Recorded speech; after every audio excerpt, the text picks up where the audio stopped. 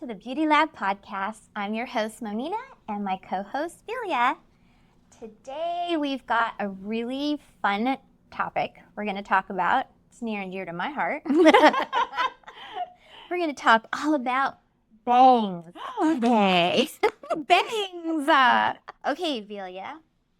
I know you probably get asked a lot of these questions all the time, but for me, I'm really interested in hearing what you have to say. As you know, I love my bangs. I love your bangs. All right. So first question today is, what motivates people to want to try bangs? So I think that bangs are one of those things where, like, when a client comes into the salon and they sit down and they're like, I want a big change.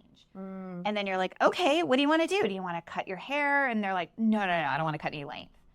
And it's like, okay, well, how about some layers? Layers are kind of like a lot to style. And it's like, okay, well, what else is there? Bangs.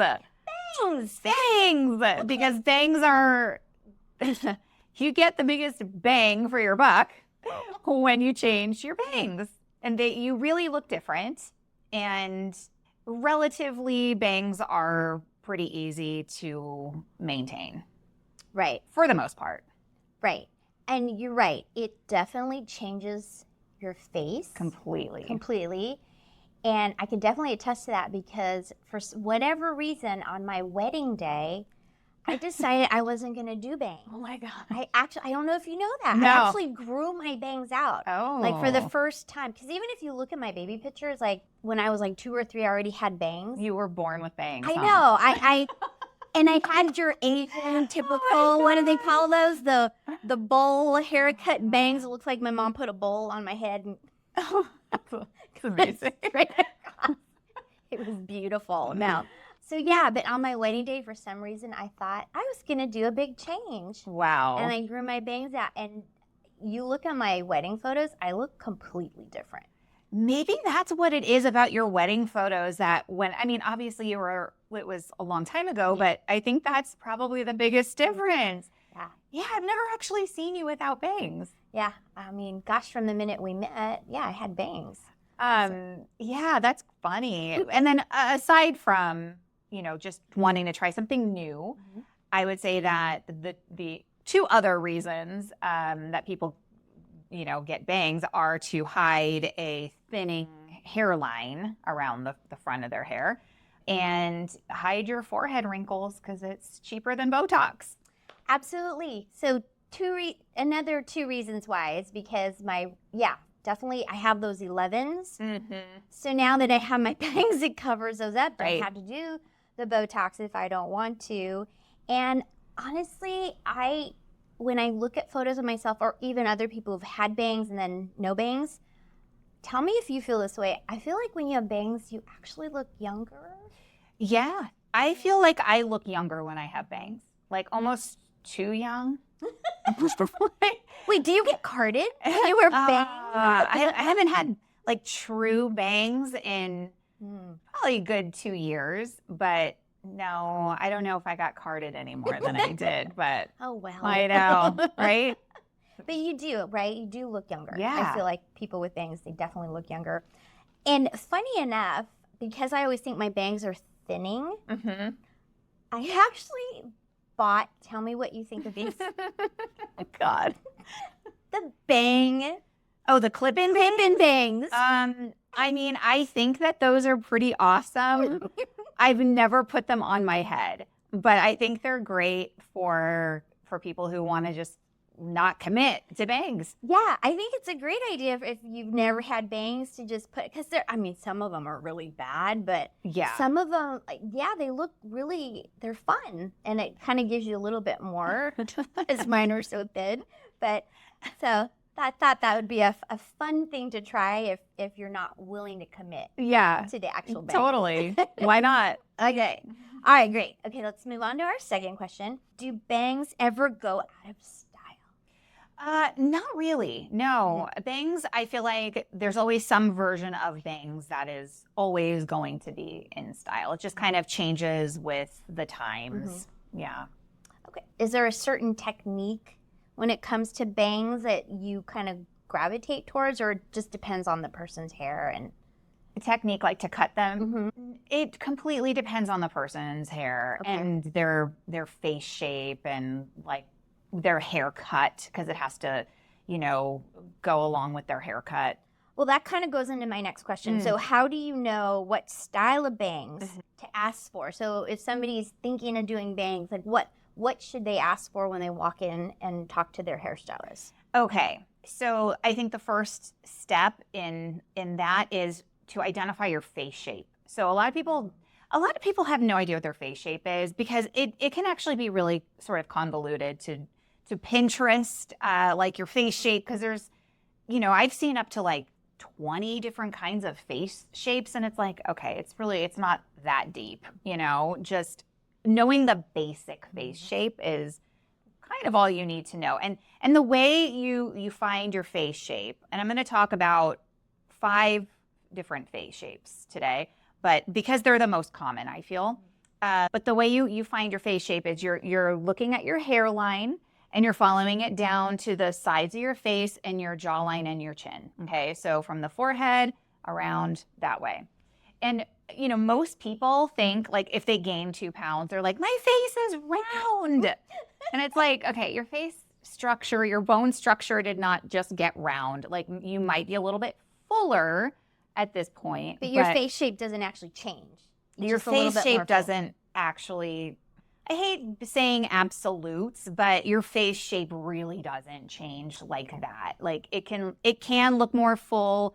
Like, it could be a more full square shape. It could be a more full heart shape, but it doesn't just go from like, you know, like a diamond to a round because you gained a couple pounds. Got it. So, okay, so speaking of round, we'll start with a round face shape.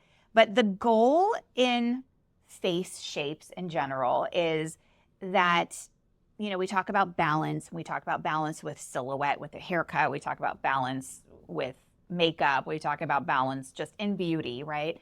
And the most balanced ideal, they call it ideal face shape, is the oval. So if you have a round face shape and your goal is to have it kind of look more oval, you're going to base your haircut and the way you style it on creating that balance. So slimming the sides a little bit. If you take an oval shape and you put it on top of a round shape, you can kind of see like the areas that you need to sort of, you know, work on. So for celebrities, just to kind of give you an example of who has a round face shape, in case you're like, I don't know if I have a round face shape. Selena Gomez, Emma Stone. So if you think of them, they're not overweight. They're not like chunky girls. Their face shape is just round. So for bangs for a round face, to answer your question, I would go with like a full textured bang, like lots of texture. I wouldn't do anything like blunt or straight across. That kind of tapers down on the side. So if you wanted to do a full bang, like kind of like yours, lots of texture and having it sort of taper down on the sides. Or a curtain bang, which is sort of that description, but a little bit more dramatic. Curtain bangs are like my least favorite bangs ever because they're so hard to maintain, but they look beautiful if you can do them. But just stay away from blunt and from anything shorter than like your eyebrow. So that what you just described is good for people with rounder faces. Correct. Okay. Yeah, and your goal for a rounder face is to elongate, because you have the roundness of an oval, but you just don't have the length, right? Got it. So you just want it to elongate the face. Okay, so that's round. That's round. Okay, so now if you have a square face, so a square face is a lot like a round face, except you can clearly see your jawline has more angles, okay? And for a square face, a couple celebrities that have a square face are Olivia Wilde and Angelina Jolie, okay? So this kind of also applies to like a rectangular face, which is a square face but longer. So if you think about the angles, we just want to soften the angles, right? To go from a square to an oval, obviously we want to soften those angles at the top and at the bottom. So the bangs that I would suggest for a square face would be a longer side bang. So like a side, like a side swept bang, a longer curtain bang, because we want to elongate, and maybe like a wispy straight across, but wispy that also like tapers down on the sides. Different than a curtain bang, not as full of a bang as like a curtain bang. I wouldn't really recommend a curtain bang for square face just because you want to stay away from that super fullness that you can sometimes get with a curtain bang. Yeah, because if you're picturing somebody with more angular features, you're trying to soften that. So you almost, instead of, well, with the bangs, I'm picturing bangs, but then you also add those like layers all the way down the face. Yeah, right? This is actually kind of a hard topic to cover without talking about the whole haircut. Right. But if we're trying to just stick to the bangs, these are the bangs but you're absolutely right. Like the rest of the haircut will 100% play into all of this and how to soften the angles and everything. And for square face shapes, no blunt or straight lines. Okay? Nothing heavy, nothing blunt, nothing super short for your bangs. So avoid the bowl haircut? Yeah, avoid the bowl haircut. No, the bowl does technically give you some roundness, just not in the places that you want it. And we don't want anything straight across because that's just going to look like, like more square. Angles. Exactly. Got it. Okay, couple more face shapes. The heart-shaped face. Okay, so famously Reese Witherspoon. And the goal is to balance. So the heart shape is a little wider on the forehead, and then it goes down to like a very narrow chin. So we want to balance the wide forehead, and you can do that with a side bang, a wispy full bang. You can do a curtain bang with lots of texture, but it's important to be able to see pieces of your forehead through your bangs with a heart-shaped face. Because then it kind of gives the illusion like you're kind of covering the forehead on the sides, but like in between is like kind of like the narrowing of the forehead, like the parts you can see. So if I had a heart-shaped face, these bangs would be perfect. Yeah. I feel like it's always splitting and causing But these issues. Cute. That's cute. Well, thank you. Okay, the oval face, which I know I said earlier that the oval face is kind of the goal. And like the oval face is goals. Like that is, if you have an oval face, everyone hates you. And you can literally have any bangs you want. So, congratulations. Uma Thurman, Tyra Banks, Julia Roberts, Halle Berry. Oval. Yeah. Those are the ovals. Those are the ovals. Those are the ideal face shapes. Yeah. Okay, and the last one I will talk about is the diamond. I am a diamond. I have my forehead's a little bit more narrow, and then it comes out, my face bone structure comes out towards the center, right above my cheekbones, and then gets a little bit more narrow. And so the goal with a diamond is to widen the forehead and create roundness and volume at the top to make it wider. Side bangs, long or short, doesn't matter. Curtain bangs.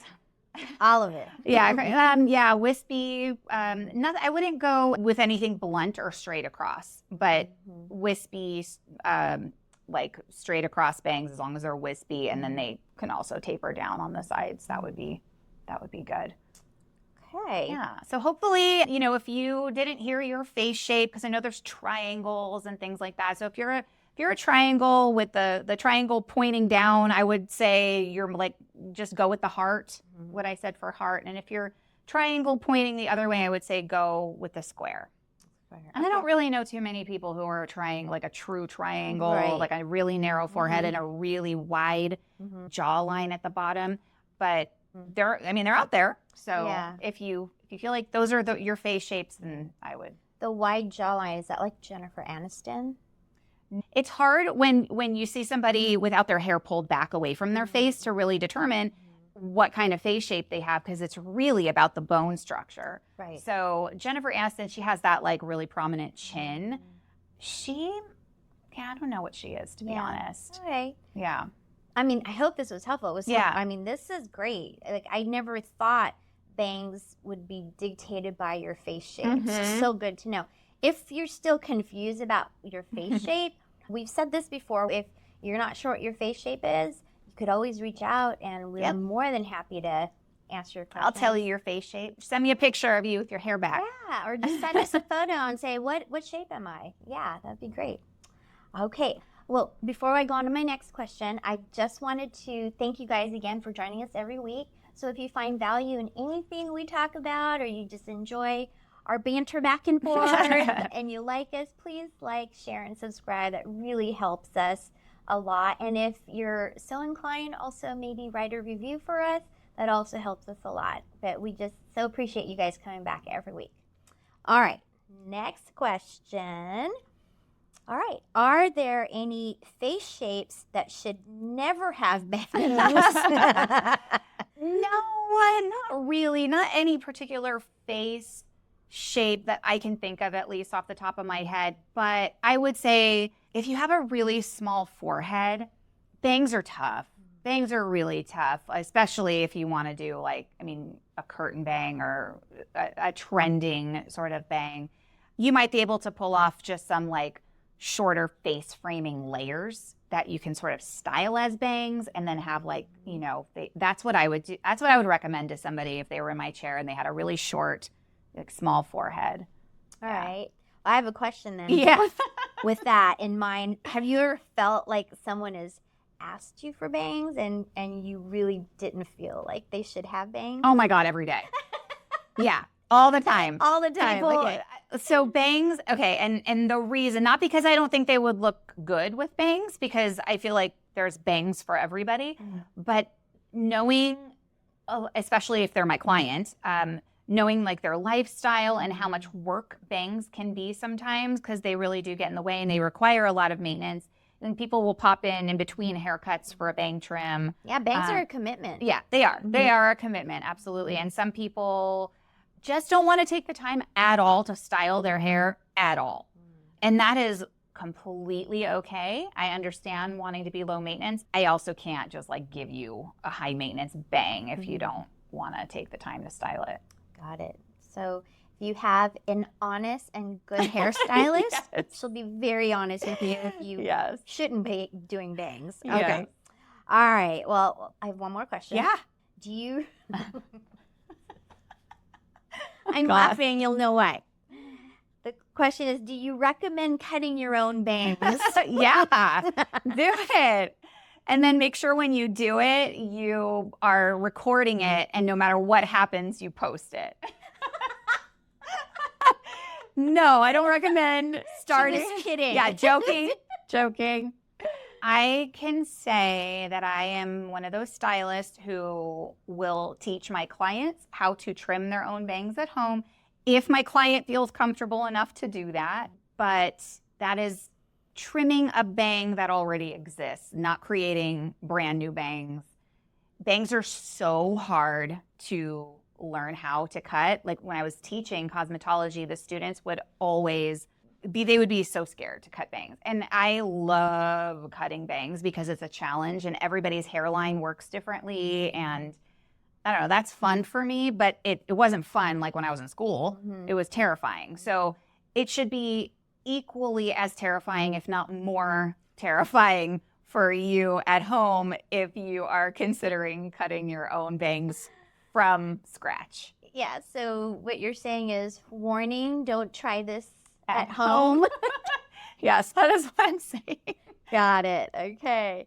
But to maintain it, ask your stylist to teach you how to maintain it. Or, don't be like me and just get mad that they're too long and just cut them off myself. Oh my God. Yeah. See, when you have a good stylist, they don't reprimand you. They just fix it. Yeah. When they come back to see you. They just cuss you out in their head as they're fixing it. Exactly.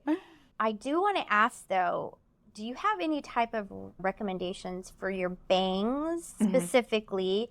For me, I do find that it tends to split down the middle. I know in another episode you talked about how to blow dry it from side to side, but are there specific products maybe that we could utilize when styling the bangs? Yes, I think that it's really important to put product in your bangs when you style them, because your bangs, you need to control, you need to control them, and they are hard to control.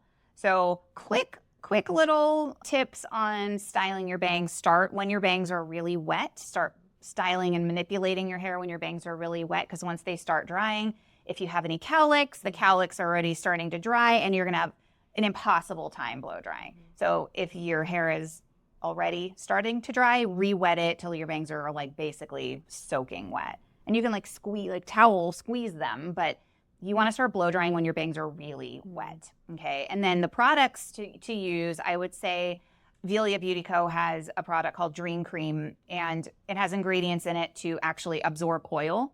So that is the best product for putting on wet hair before you blow dry, because it is going to control your hair. So it's going to give you some hold. It's going to give you a little bit of plumping effect. And then it's also going to absorb the oil and everyone's bangs are oily after like the first day, because they're resting right there on your forehead, which is producing oil all day. And if you sweat or whatever, then it's even worse. So that's before you blow dry.